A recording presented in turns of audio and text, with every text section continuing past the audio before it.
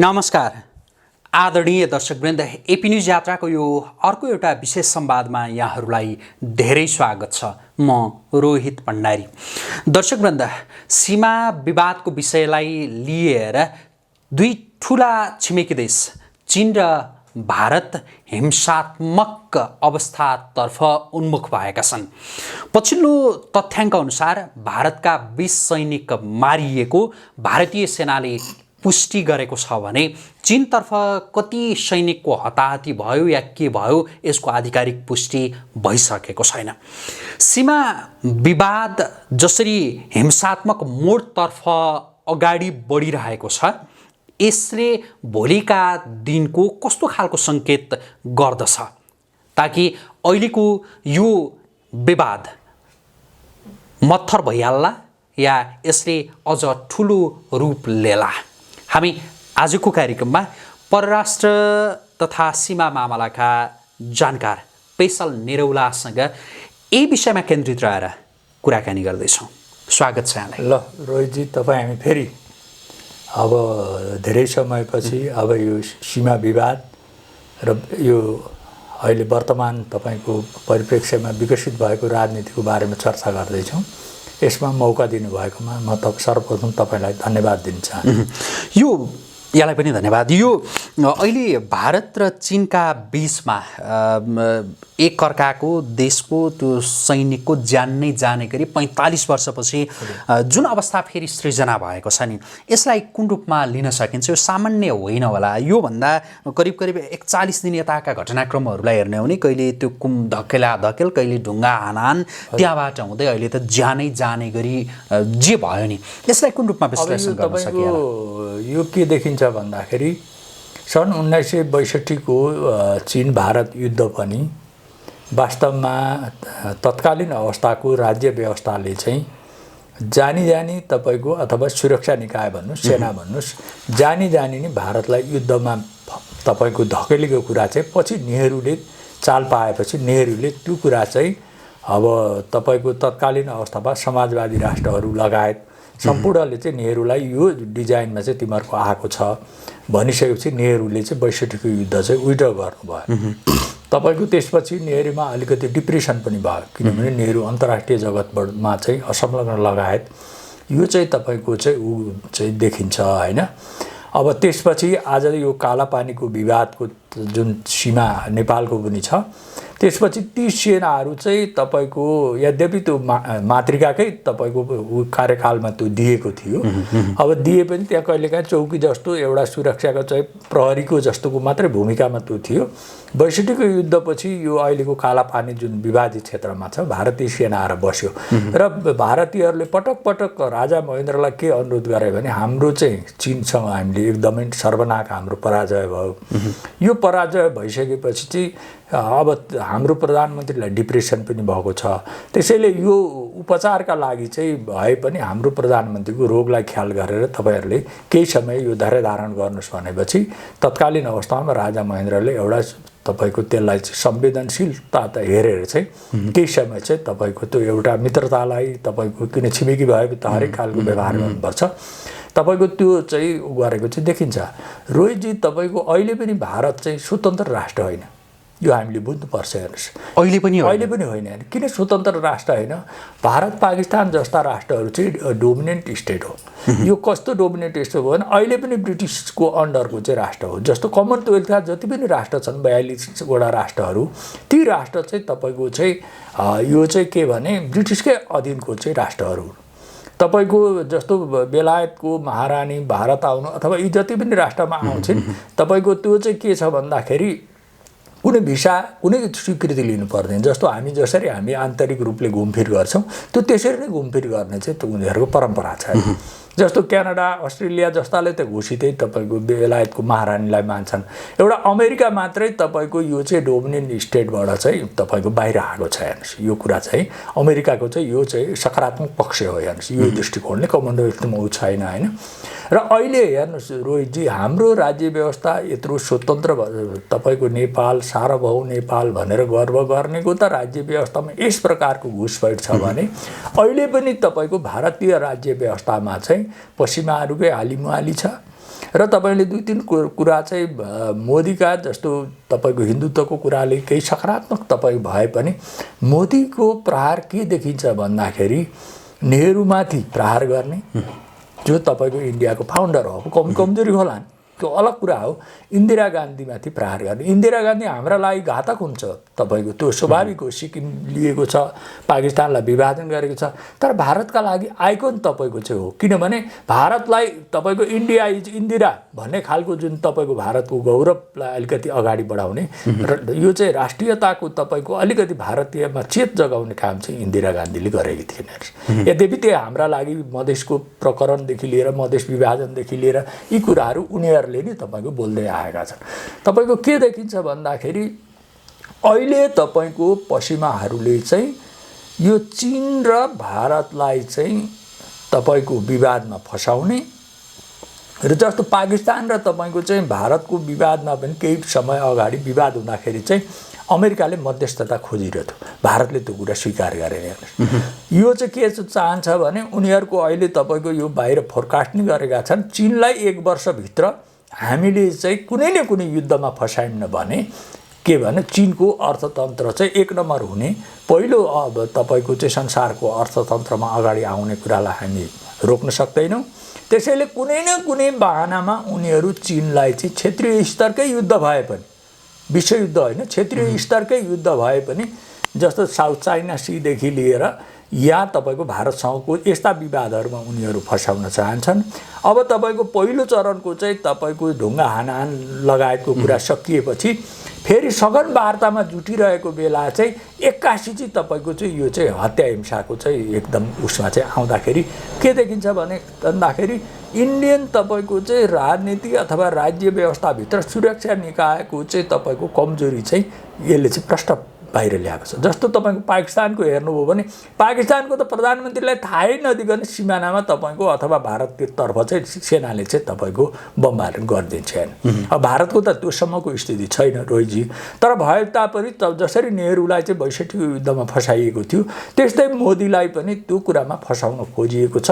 र तपाईँको अहिले अमेरिकामा हुने तपाईँको हिन्दूका तपाईँको चाहिँ श्लोकहरू ऊहरू चाहिँ संसद लगायत यसमा जस्तो मैले यहाँलाई रोकेँ जुन लद्दाखमा भारतले त्यहाँ सडक बनायो होइन, हुन त विवाद त थियो भन्दा अगाडिदेखि के हो, त्यही पछिल्लो विवाद त्यहाँबाट जसरी त्यो बिस्तार उत्कर्षमा पुग्दै गयो, यसमा चाहिँ भारत स्वयंको मात्रै हात भन्दा पनि कहीँबाट प्रेरित या निर्देशित त्यो छ भन्ने तपाईँको भनाइ हो? एकदमै यसमा छ। तपाईँको यहाँ के देखिन्छ भन्दाखेरि भारत चाहिँ सबैभन्दा जस्तो रणनीतिलाई विश्वशक्तिलाई खेल्ने चाहिँ ठुलो भूमि, जनसङ्ख्या, त्यसको तपाईँको अर्थतन्त्र, यी सबै कुराले चाहिँ तपाईँ महत्त्वपूर्ण हुन्छ। र एसियामा चीनलाई तपाईँको घेर्ने खालको रणनीतिक स्थल चाहिँ भारत बाहेक अरू छैन। हाम्रोमा चाहिँ तपाईँको सानो स्केलमा उनीहरूले खेल्न सक्छन्, हाम्रो पनि रणनीतिक हिसाबले महत्त्वपूर्ण छ। त्यसैले यो तपाईँको जसरी भारतीयहरूले नक्सा प्रकरणदेखि लिएर सडक उद्घाटनको जुन प्रक्रिया गरे र नेपालीहरूले पनि यो नक्सा प्रकरणलाई जुन उत्तेजित पार्ने काम गरिरहेका छन् र यसले के देखाउँछ भन्दाखेरि यो प्रशासनभित्र घुसपैठ भएका र तपाईँको त्यो स्वार्थसँग तपाईँको भएका मानिसहरूले त्यो राजनीतिकालाई उत्प्रेरित गरिरहेका छन्। यी दुवै तपाईँको काममा चाहिँ तपाईँको अमेरिकन शक्तिको चाहिँ ठुलो हात छ र तपाईँको यो कुरा केमा पनि देखिन्छ भने अहिले तत्कालै जुन तपाईँको यो चुच्चोवाला नक्सा आएपछि सबैभन्दा बेसी चाहिँ तपाईँको कसले यसलाई पहिलो स्वीकार गरिसकेको छ भने अमेरिकन एम्बेसीले आफ्नो उसमा यसलाई राखिसकेको छ र अमेरिकन के देखिँदैछ भन्दाखेरि यो चाहिँ नेपालीको जन्म भावनालाई चाहिँ तपाईँको उत्तेजित पार्ने काम पनि गरिरहेछ नेपालमै पनि हेर्ने। त्यसैले यो चाहिँ तर तपाईँको यसमा चीनले संयमित गरेको छ र नेपालकै सन्दर्भमा पनि पछिल्लो चिनियाहरूको चाहिँ के कुरा विचार बाहिर आएको छ भने ओलीले चाहिँ नेपाललाई चाहिँ म यतातिर एकछिनमा आउँछु। नेपाल, चीन र भारत अनि नेपालको त्यो भूमि भारतले अतिक्रमण गरेपछिको जुन पछिल्लो अवस्थाका विषयमा म एकछिनमा आउँछु। अहिले चाहिँ दुई ठुला छिमेकी देशकै सन्दर्भमा केन्द्रित हौँ। यहाँको त्यो बुझाइ चाहिँ त्यसो भए भारत मा एक हिसाबले भन्यो भने अमेरिकनहरूको त्यो घुसपैठ र ती घुसपैठले चाहिँ उनीहरूलाई उत्तेजित बनाइरहेछ एकदम र उनीहरू चीनसँग एक खालको त्यो भिड्ने त्यो मनस्थितिमा छन् एकदम। अहिले अर्को कुरा तपाईँको एकदम त्यो कुरा त तपाईँको एकदमै उनीहरू यो चाहिरहेका छन्। जस्तो पाकिस्तानसँगको विवाद पनि के हो भन्दाखेरि त्यो चाहिँ क्षेत्रीय स्तरमा मात्रै तपाईँको त्यसले चीन पाकिस्तान र भारतको मात्रै प्रभावित गर्छ। चीनसँगको विवादले चाहिँ विश्व अर्थतन्त्र लगायत राजनीतिमा नै प्रभाव पर्छ। त्यसैले तपाईँको यो चाहिँ उनीहरूकै डिजाइनमा यो कुरा आइरहेको छ। अर्को कुरा तपाईँ हेर्नुहोस् के भने भारतको अहिले कूटनीति सर्वत्र तपाईँ असफल भएको छैन। उसले तपाईँको विश्वशक्ति राष्ट्र हुने मान्छेले के चाहिँ विचार गर्नुपर्छ भने छिमेक मैत्री बाह्य सन्तुलनका नीतिहरूलाई चाहिँ उसले कायम गर्नुपर्छ। अनि मात्रै तपाईँको विश्वशक्तिमा ऊ आउँछ। र भारतीयहरूमा के छ भन्दाखेरि पश्चिमाहरूको प्रभावबाट मुक्तै हुन सकेको छैनन्। तपाईँको भारत त अहिले पनि स्वतन्त्र राष्ट्र नै होइन भनेपछि त त्यसको प्रभाव त तपाईँको लर्ड मेकाले भन्नुहोस् अहिले भारतको जति पनि चिन्तन छ यो भारतीय चिन्तन नभएर तपाईँको ब्रिटिस चिन्तन अथवा वेस्टर्न चिन्तनबाट अगाडि बढिरहेको छ। अमेरिका के चाहन्छ भन्दाखेरि चीन र भारतको विवाद चर्काएर आफू यो क्षेत्रमा चाहिँ प्रवेश गर्न चाहन्छ, यसको मध्यस्थता गर्न चाहन्छ र जुन कुरा चाहिँ चीनले त यो कुरा सुन्नै चाहेको छैन। त्यसमै भारतमाथि एक हिसाबले भन्यो भने अमेरिका बिस्तारै त्यो हावी हुने अवस्था आयो भनेदेखि हजुर अहिले भारत र चीन बीचको यो सीमा विवाद तत्कालै समाधान त हुँदैन, सँगै यो जुन भिडन्तको अवस्थामा पुगेका छन् नि त्यो पनि मत्थर हुने देखिँदैन। अब यो मलाई चाहिँ के लाग्छ भने रोहितजी केही तपाईँको अनहोनी घटना चाहिँ हुन्छन्, केही धेरै मान्छेहरू अलिकति मर्न सक्ने होइन, तर अन्ततोगता यिनीहरूले यो मिलाएरै छोड्छन्। चीन र भारतले अहिले सघन वार्तामा छ भन्ने पनि मैले सूचना पाएको छु होइन। वार्तामा एकदम बसिरहेका छन् र उनीहरू चाहिँ आफै मिलाउने पटक पटक अमेरिकी उसलाई चाहिँ अब पाकिस्तानसँग त अमेरिकन तपाईँको चाहिँ मध्यस्थता भारतले चाहेन भने चीनसँग त अब त्यो चाहने भन्ने कुरै हुँदैन। त्यसैले उनीहरूले यो तपाईँको चाहिँ विवाद मिलाउँछन्। यदि मित्र राष्ट्रहरू दुईटै मित्र राष्ट्रहरू हुन् हाम्रा लागि, यदि तपाईँको भारतीयहरूले सदाको लागि यो क्षेत्रमा पश्चिमाहरूको प्रभावलाई कम गर्ने हो भने सीमा सम्बन्धी विवादलाई चाहिँ साँच्चीकै तपाईँको चाहिँ उसलाई चाहिँ चीनसँग बसेर सीमा सम्बन्धी विवाद तपाईँको सुल्टियो भने यो क्षेत्रकै शान्तिको उसमा चाहिँ नयाँ ढङ्गले र यो क्षेत्रमा चाहिँ पश्चिमाहरूको प्रभाव चाहिँ कम हुँदै जान्छ। घोषित युद्धको अवस्थामा चाहिँ पुग्दैन। जस्तो तपाईँको अहिले त तपाईँको त्यहीँ विवादित भएको ठाउँमा कुनै कुरोको तपाईँको एउटा सीमा स्तम्भ भन्नुहोस्, कुनै एउटा अस्थायी किसिमका चाहिँ तपाईँको चाहिँ पिलरहरू गाडेर अथवा अस्थायी संरचना गाडेर यहाँभन्दा यो सीमा रेखा त्यसलाई लक्ष्मण रेखा भनौँ, त्यो रेखाभन्दा हामी अगाडि चीन पनि आउन नपाउने भारत पनि आउन नपाउने भने सम्झौता भयो भने यसको अहिले विवादै हुँदैन। तर के हुन्छ भने मान्छे त घुसपैठ त एकदम यो छ हेर्नु। अब जस्तो यता हेर्ने हो भने हुन त चीनतर्फ कति हताहती भयो के भयो त्यो बाहिर आएको छैन, तर भारततर्फका 20 सैनिक मारिएको भनेर भारतीय सेनाले स्वयं त्यो पुष्टि गरेको छ, विज्ञप्ति निकालेको छ होइन। अब जस्तो आफ्नो तर्फका जति सैनिकहरू त्यहाँ मरे नि, अब यसबाट भारत थप उत्तेजित हुन सक्ने सम्भावना चाहिँ कतिको रहन्छ? अब तपाईँको भारतको तपाईँले यो कुरा ठिक तपाईँको उ गर्नुभयो। तपाईँको केही करिब 5 वर्ष भयो होला मलाई तपाईँको एउटा कार्यक्रममा तपाईँको दिल्लीमा बोलाएका थिएँ। म त्यो प्रसङ्ग तपाईँले यहाँ राख्न चाहन्छु। त्यो बोलाउँदाखेरि चाहिँ तपाईँको मैले के भने यो विश्वको राजनीति यो छ, तिमीहरूले यो भूमिका चाहिँ खेल्नुपर्छ। अब पश्चिमा यसरी आउँदैछ, चीन यसरी आउँदैछ भन्दाखेरि भारतीयहरूमा मानसिकता के देखिन्छ भने रोहितजी, पश्चिमा भनेपछि त्यसलाई एउटा शत्रुता भन्दा पनि अथवा त्यसलाई विरोधी, शत्रुता पनि नभनौँ, विरोधी भन्दा पनि एउटा त्यसलाई सहजको रूपमा उनीहरूको चाहिँ तपाईँको चाहिँ अनुहारको चाहिँ हामी पढ्न सक्छौँ। चिनिया भनेपछि अलिकति तपाईँको आतंकित भएको स्थिति चाहिँ उनीहरू देखिन्छ।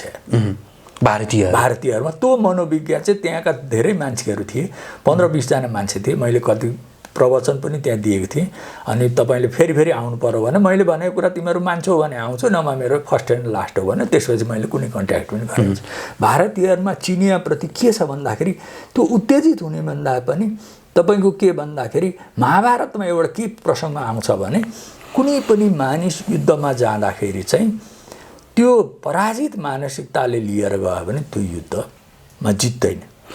भनेको यति बेला भारत स्वयं त्यो पराजित मानसिकता छ चीनसँगको अवस्थामा एकदम किनभने 62को युद्ध र अहिलेको तपाईको हामीले तुलना गर्ने हो भने 62को हात हतियारदेखि लिएर चीनको चाहिँ तपाईको यो चाहिँ सामरिक सैन्य तपाईको हेर्दाखेरि भारतभन्दा चीन धेरै कमजोर थियो त्यति बेला ताकि चीनले भारतका 1300 कति भन्दा बढी सैनिकहरूलाई त्यति बेला मारेको छ र तपाईको त्यहाँ के छ भने यो बिहार रेजिमेन्ट भन्ने चाहिँ यादवहरूको रेजिमेन्ट थियो तपाईको यो अहिलेकै तपाईको क्षेत्रमा चाहिँ गएको यो चाहिँ भाग हो हेर्नुस् नेहरूले पछि त्यो बिहार रेजिमेन्ट जुन यादवहरूको रेजिमेन्ट थियो त्यो सेनै तपाईको चाहिँ विघटन त्यो चाहिँ उनी कम्पनीलाई नै तपाईको त्यसलाई चाहिँ कोल्याप्स गरिदिए त्यसैले भारतीयमा के छ भन्दाखेरि लड्ने संस्कृति चाहिँ तपाईको त्यति देखिँदैन र भारतीय तपाईले उठाएको एउटा महत्त्वपूर्ण कुरा के हो भने भारतीयहरू छिटै उत्तेजनामा आउने छिटै निराश हुने चाहिँ उनीहरूको देखिन्छ त्यस्तैमा नि शक्ति केन्द्रले खेलिरहेको छ र तपाईको यसले के देखाउँछ भन्दाखेरि उनीहरू अन्ततोगत्ता तपाईको किनभने अहिलेको तपाईको व्यापारिक स्वार्थ तपाईको औद्योगिकरणको स्वार्थदेखि लिएर यो सम्पूर्ण स्वार्थमा चीन भारत एकै ठाउँ छन् हामीभन्दा बेसी उनीहरूको स्वार्थ जोडिएको छ यो हामीले बुझ्नुपर्छ त्यसैले तपाईको मलाई लाग्छ के भन्दै यो विवाद सल्टिन्छ तर सल्टिनु भन्दै अगाडि केही तपाईको दुर्घटना भयो भने यसलाई अनौठो नमाने हुन्छ भनेपछि यो एक हिसाबको भारतलाई हेर्दाखेरि चाहिँ त्यो गोरु हुन्छ नि गोरुको जुधाइ हेर्दाखेरि चाहिँ सिंहौरी खेल्ने भित्तो हाने गर्ने र अर्को तर्फबाट चाहिँ हक्क गरेर आयो भनेदेखि भाग्ने खालका गोरु जस्तै त्यही प्रवृत्ति त्यस्तै स्वभावमा हो भारत अहिले नेपाल भारत विवादमा पनि हेर्नु हो भने उनीहरू हामीले यो पत्रकारिता जगतलाई जति गाली गर्छौँ हाम्रो भन्दा तल्लो स्तरको चाहिँ उनीहरूको प्रस्तुति हुन्छ कुनै एउटा व्यक्तिको आफ्नो इच्छा होला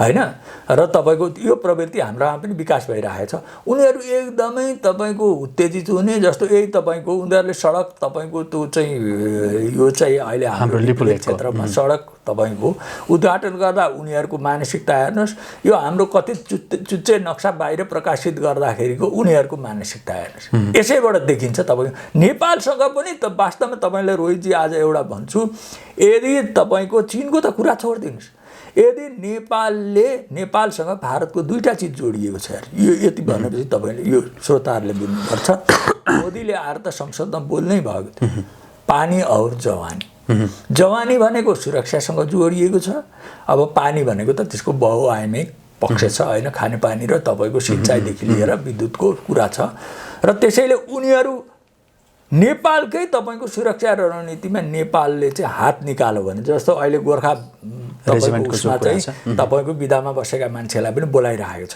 र 62को युद्धमा पनि गोर्खालीहरू भएको क्षेत्रमा मात्रै चाइनिजहरूको धेरै क्षति भएको छ यो कुरा मान्छेलाई थाहा नै छैन यो तपाईको कारगिलको युद्धमा पनि गोर्खालीको कारणले जितेको यदि गोर्खाली थिएन भने पाकिस्तानले जित्थ्यो त्योसम्मको स्थिति छ भनेपछि भारतमा खास गरी लड्ने तपाईको लडाकु जातिहरू अब यो बिहारी यतातिरको मान्छेले लड्दा पनि लड्दैन कुनै मैले जातिप्रति आक्षेप होइन त्यहाँ मराठा छ सिख छ हैन गोर्खा तपाईको यसपछि यो कश्मीरको एउटा ऊ छ तपाईको त्यसैले के हुन्छ भन्दाखेरि भारतीयहरूमा यो हुनुको कारण के हो भने र चिनिया र भारतीयहरूको यो नेसनलिजम र राष्ट्रलाई हेर्ने दृष्टिकोणले पनि यो विकास भइरहेछ भारतीयहरूले कहिल्यै पनि सामूहिकता चिन्तन चाहिँ 10औं शताब्दीबाट नै उनीहरूले बिर्सी र उनीहरूले तपाईको व्यक्तिको स्वार्थका लागि विदेशीहरूलाई चाहिँ तपाईको चाहिँ आमन्त्रण गर्ने काम चाहिँ ती विदेशीको आक्रमण भन्दा भारतीयहरू बीचकै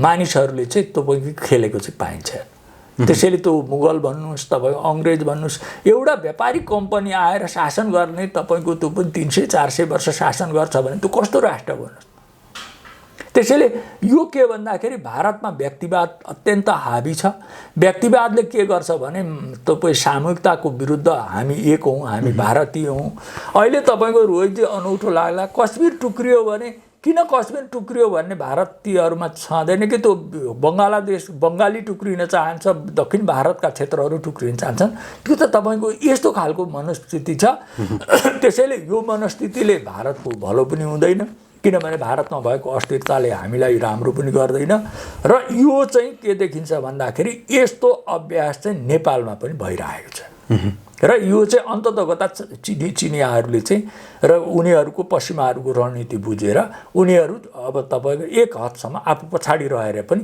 यो विवादलाई मिलाउँछन् भन्ने चाहिँ चीनको मनस्थिति चाहिँ कस्तो पाइन्छ, मिल्ने भन्ने नै छ या कस्तो पाइन्छ? रोहितजी के भने चीनको प्रतिद्वन्दी भारत हुँदैन, चीनको प्रतिद्वन्दी अमेरिकन हो भने अमेरिकन उक्साटमा कुनै राष्ट्रहरू लाग्छन् भने त्यसलाई त उसले संयमित हुनुपर्ने, भारतीय भन्दा चिनियाहरूले बढी संयमित हुनुपर्ने चाहिँ तपाईँको चाहिँ यो चाहिँ देखिन्छ। यदि ऊ विश्व शक्तिशाली राष्ट्र हुने हो, विश्वमा आफ्नो चाहिँ तपाईँको यो चाहिँ व्यापारिक र उत्पादनको रणनीतिलाई अगाडि बढाउने हो भने यो कुरामा चाइनिजहरू संयमित छन्, चाइनिजहरूले नबोलिकनै यो विवाद मिलाउने छन् भन्ने चाहिँ मेरो चाहिँ विश्लेषण छ।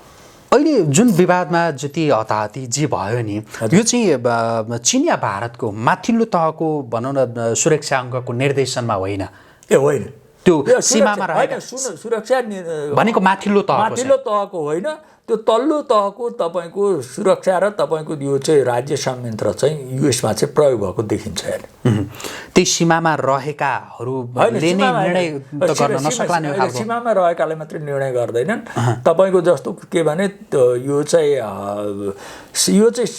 यो सुरक्षा निकायमै रहेका र तपाईँको प्रशासनिक निकायको चाहिँ त्यो चाहिँ यो चाहिँ उच्च तह भन्दा पनि तल्लो तहको मान्छेले यसलाई खेलिरहेको चाहिँ देखिन्छ। यो विवाद यत्तिकै मत्थर भयो भने, चीन र भारत बिचको यो सीमा विवाद यत्तिकै मत्थर भयो भनेदेखि अमेरिका एक हिसाबले असफल भयो भन्न मिल्छ?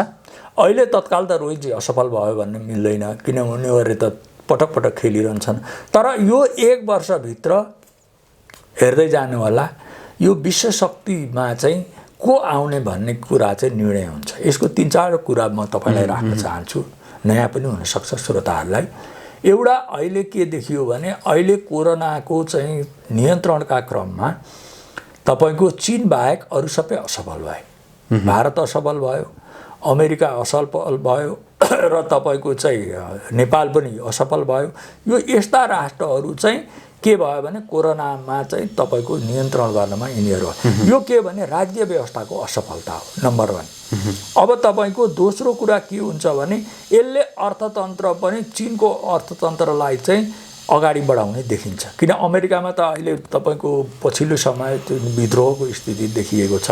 तपाईँको त्यहाँको चाहिँ कोरोनामा सबैभन्दा बढी प्रभावित राष्ट्रको रूपमा पनि देखिएको छ र अमेरिकाप्रति संसारले हेर्ने दृष्टिकोण पनि परिवर्तन हुँदैछ। अब यसले के देखिन्छ भने अबको विश्व राजनीतिमा चाहिँ एउटा राज्य प्रणालीको बहस हुन्छ र अहिलेसम्म रुसको तपाईँको चाहिँ विखण्डनपछि अथवा विभाजनपछि चाहिँ 90 पछि चाहिँ तपाईँको के देखिन्छ भने संसारभरि नै यो हाम्रो मात्रै चाहिँ राजनीतिक प्रणाली ठिक हो भनेर, यो पुँजीवादी चिन्तन प्रणाली ठिक हो भनेर यो फुकुयामादेखि लिएर स्यामुएल पी हन्टिङटनदेखि लिएर उनीहरूले किताबै लेखेर चाहिँ यो व्यवस्था चाहिँ संसारको एकमात्र निर्विकल्प व्यवस्था हो भन्ने खालको चाहिँ आएको थियो। अब के आउँछ भने चिनिया राज्य प्रणाली पनि बहसमा आउँछ। अबको राजनीतिमा हेर्नुहोस्, चिनिया राज्य प्रणाली पो बरु ठिक रहेछ, जसले जनताको तपाईँ स्वास्थ्यको सुरक्षा गर्न सक्ने रहेछ, शिक्षाको सुरक्षा गर्न सक्ने रहेछ, रोजगारीको सुरक्षा गर्न सक्ने। अब चिन्तन प्रणालीमा पनि यो दुईटाको चाहिँ बहस आउँछ।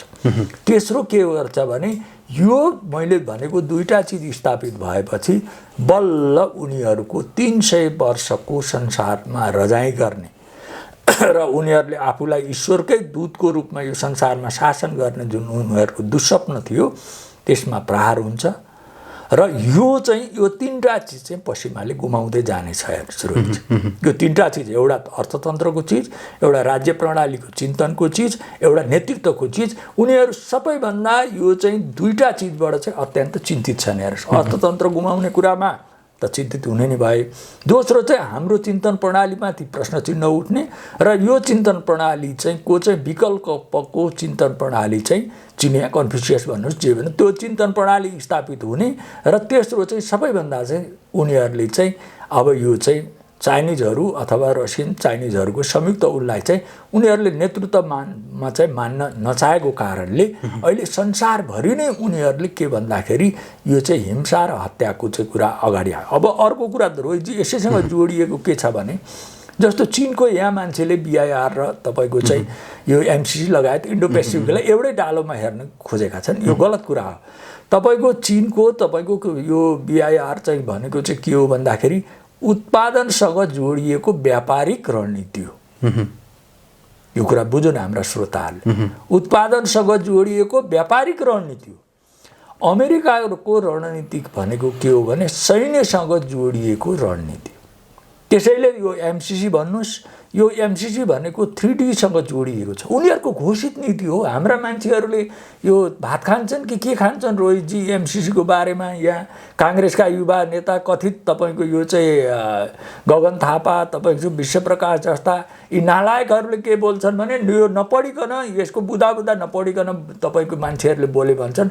उनीहरूको घोषित 2011 को जुन तपाईँको ट्विन टावरको आक्रमणपछि उनीहरूले यो घोषित रणनीति हो। डिफेन्ससँग जोडिएको डिप्लोमेसीसँग जोडिएको चाहिँ विकास नीति उनीहरूको रणनीति हो। त्यसैले यो विकास रणनीति भनेको देखाउने दाँत मात्रै हो। चपाउने दाँत भनेको तपाईँको सुरक्षा र तपाईँको चाहिँ यो सुरक्षासँग जोडिएको कूटनीति नै हो रोहितजी। त्यसैले अमेरिका जहाँ गएको छ त्यहाँ सर्वनाश भएको छ। जस्तो तपाईँको अब एउटाले यो अहिले मजाकको रूपमा पनि लेखेछन्, युएसए भनेको के हो भन्दाखेरि युगान्डा, सिरिया र अफगानिस्तान। वास्तवमा ऊ जहाँ गएको छ अमेरिकाको मूल तपाईँको के भन्दाखेरि यो चाहिँ व्यापारको उसले बारुदको व्यापार गर्छ रोहितजी। त्यसैले एउटै दृष्टिकोणले हामीले हेर्नु हुँदैन। अमेरिकन रणनीति भनेको सुरक्षासँग जोडिएको बारुदको व्यापारसँग जोडिएको रणनीति हो। त्यसैले यो दुईटा तपाईँको चाहिँ शक्ति बीचको चाहिँ टकराव छ। चिनियाहरू उत्पादन र तपाईँको व्यापार लिएर संसारभरि गएका छन्। उनीहरू बन्दरगाह बनाउँछन्। सैनिक अमेरिकनहरू के गर्छन् भने सैनिक तपाईँको अखडाहरू बनाउँछन्, चाहे त्यो जापानमा होस्। अमेरिकाले चाहँदाखेरि यो भारत र चीनको यो सीमा विवादलाई ऊ कहाँसम्म पुर्याउन चाहन्छ? होइन, भारत र यो चाहिँ चीनको सीमा विवाद ऊ त युद्धै गराउन चाहन्छ। घोषित युद्ध युद्ध गराउन चाहन्छ र क्षेत्रीय युद्धमा चीनलाई फसाएर चीनको चाहिँ तपाईँको यो चाहिँ अर्थतन्त्र लगायत विश्व शक्तिमा चाहिँ पहिलो हुने जुन सपना छ त्यो सपनालाई प्रहार गर्न चाहन्छ। घोषित युद्ध गराउने, भारतलाई साथ दिने, केही समय साथ दिने। फेरि भारतको पनि उसले कल्याणका लागि साथ दिने होइन, भारत पनि उन्नतशील होस् बलियो होस् भन्ने ऊ चाहँदैन। तर के भने भारत त्यस बेलासम्म सहयोग गर्छ जब चीनसँग उसले युद्ध गरोस्। युद्ध गरेपछि दुईटै राष्ट्र चाहिँ धराशायी हुन्छन्। चीनको पहिलो हुने स्वप्न पनि तपाईँको त्यसलाई पनि ब्रेक गर्छ। अब भारत त धेरै तपाईँको धराशायी हुन्छ र 62को युद्धभन्दा सर्वनाश पराजय भारतले बेहोर्छ। भारत त विखण्डनतिर जान्छ। त्यसपछि अब उसले एउटै तीरले चाहिँ दुईटा शिकार चाहिँ गरेर चाहिँ खोजिरहेको छ। यो रणनीतिका विषयमा भारत पक्ष कतिको जानकार होला? भारतीयहरू जानकार छ रोहितजी। तर के भने फसेको मान्छेले के चाहिँ तपाईँको स्वतन्त्र सोच्न सक्छ? त्यसमा त तपाईँको रोहितजी मान्छे सार्वभौम हुनुपर्ने हुनका लागि मान्छे स्वतन्त्र हुनुपर्छ। जस्तो तपाईँले मैले कुनै एमबेसी अथवा दूतावासको पैसा खाएँ भने मैले यसरी बोल्न सक्छु रोहितजी। त्यसैले पहिलो मान्छे कुनै पनि राष्ट्र सार्वभौम हुनका लागि व्यक्ति सार्वभौम हुनुपर्छ, व्यक्ति स्वतन्त्र हुनुपर्छ र स्वतन्त्र तपाईँको व्यक्तिले स्वतन्त्र राष्ट्रले मात्रै स्वतन्त्र तपाईँको चिन्तन र व्यवहार गर्न सक्छ। त्यसैले यो त अहिले त अभाव छ हेर। त्यसैले अहिले कुनै पनि मान्छे नेपालमै हेर्नुहोस्, भारतमै हेर्नुहोस्, तपाईँको स्वतन्त्र चिन्तनको प्रणाली नै छैन। यहाँले भन्नुभयो नि त्यो स्वतन्त्र नै छैन भनेर होइन भारत। अब जस्तो ऊ विशेष गरी जो तपाईँले बेलायतको त्यसलाई इङ्गित गर्नुभयो होला, कहाँबाट चाहिँ त्यो एक खालको त्यो कसको मातहतमा चाहिँ अहिले पनि रहिरहेको? एकदम तपाईँले अहिले भारत कस्तो छ भने 10 गजा भन्ने तपाईँको चाहिँ मानसिकतामा छ। जस्तो 10 गजाको मान्छेले दुईटै राष्ट्रको चाहिँ अपर्च्युनिटीलाई चाहिँ लिन खोज्छ।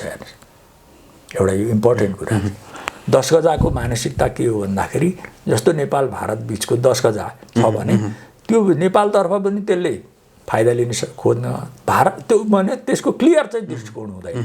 अब रसियनहरूको के छ भने जस्तो 20 वर्ष आणविक पहिले सन्धि रुससँग भएको, अब अहिले व्यापार तपाईँको चीनसँग भएको व्यापार र औद्योगिक तपाईँको ट्रेड अब त्यो 15मा भएको छ होइन।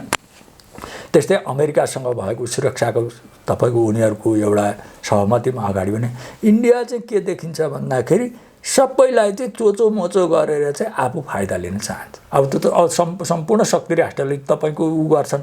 र अहिलेको तपाईँको समस्या के हो भन्दाखेरि शक्ति राष्ट्रहरू बिचमा चाहिँ अविश्वास नै अहिलेको मूल समस्याहरू हुन्छ। जस्तो चीन र भारतको बिच के अरे अमेरिका बिचको अविश्वास, चीन र भारतको बिचको अविश्वास, चीन भारत र नेपालको बिचको अविश्वास, यो अविश्वास नै सबैभन्दा चाहिँ अहिले यो द्वन्द्व र तपाईँको युद्धको सबैभन्दा तपाईँको चाहिँ यो विवादको चाहिँ जड हो। हेर्नु जस्तो अहिले नेपालकै पनि हेर्नुभयो भने नेपालको कोहीसँग पनि विश्वासको परिस्थिति छैन। चाहे तपाईँको चीनसँग होस्, जस्तो एमसीसीको प्रकरणले चीन एकदमै सशङ्कित छ हैन।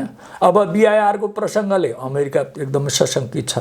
अब यो नक्सा प्रकरणदेखि लिएर यी विवादहरूले भारत सशङ्कित छ। र अहिले तपाईँको नेपालको चाहिँ स्थिति के देखिन्छ भने रोहितजी, यो गणतन्त्र चाहिँ चिहानमा पुगेको हुनाले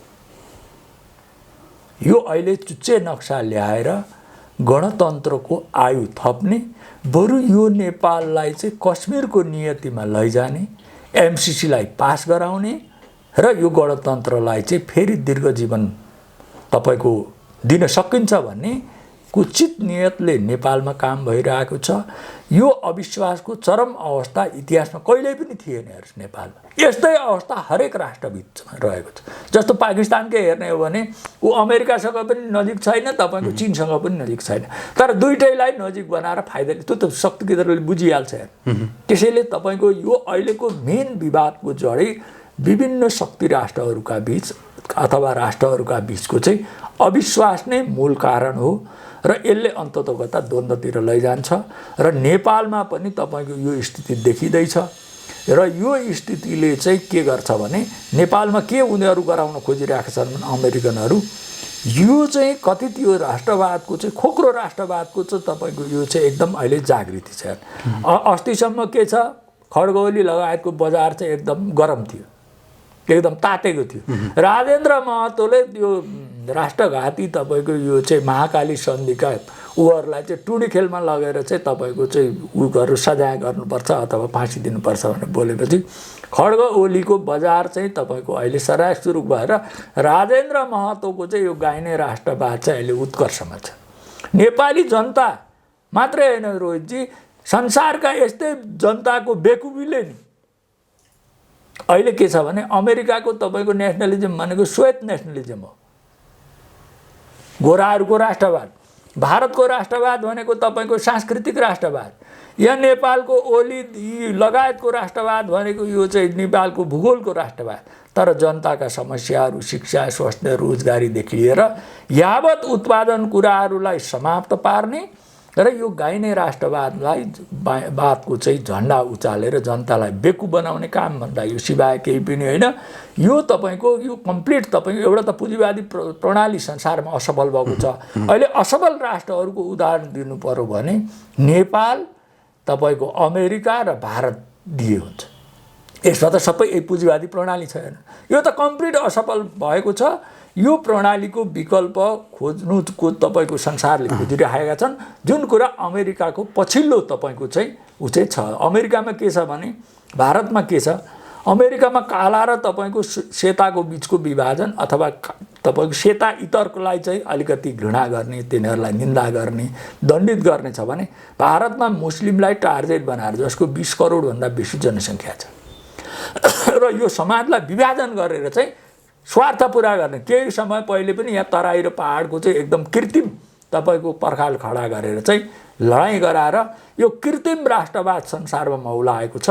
यो यसले चाहिँ तपाईँको कुनै पनि राष्ट्रलाई चाहिँ यो चाहिँ राम्रो उसमा चाहिँ दिँदैन। अब हामी कुराकानीको अन्त्यतिर पनि छौँ। जस्तो यति बेला यही भारत र चीनको सीमा विवादका विषयमा नेपालको भूमिका चाहिँ त्यो कस्तो हुनुपर्छ? नेपाल चुप लागेर बस्ने त राम्रो या केही बोलिदिँदाखेरि राम्रो? एकदम हामीले के गर्नुपर्छ भने चीन भारतलाई संयमित भएर व्यवहार गर्नु र तपाईँहरूको दुईटैको तपाईँको व्यवहारले छिमेकीहरूमा पनि ठुलो असर गर्छ। त्यसैले हाम्रो स्वार्थ पनि तिमीहरूले, किनभने कुनै बेला त नेपालले पनि त्यो भूमिका खेलेको थियो, चीनलाई संयुक्त राष्ट्रसङ्घमा ल्याउनेदेखि लिएर असंलग्नता यो राजा महेन्द्र लगायतले यो भूमिका खेलेका थिए। त्यसैले नेपालले पनि एउटा चाहिँ यो कूटनीतिक पहल गरोस् भन्ने चाहिँ म कामना गर्छु। तर अहिलेको तपाईँको नेपालको स्थिति हेर्दाखेरि रोहितजी, यो अहिलेको व्यवस्था लामो समय जानु भनेको हामी एकदमै यो विनाश र तपाईँको अमेरिकन र चिनिया अथवा भारतीयहरूको चाहिँ यो शक्ति केन्द्रको उसमा चाहिँ हामी फस्टौँ।